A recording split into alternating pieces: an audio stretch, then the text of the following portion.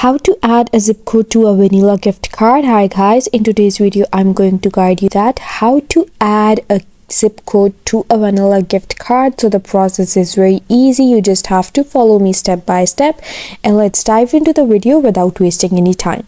So first you have to come to your vanilla.gift on your browser, and then you have to click this check balance option over here. Once you click this check balance option, it's going to load this interface for you, so you have to wait for it to load.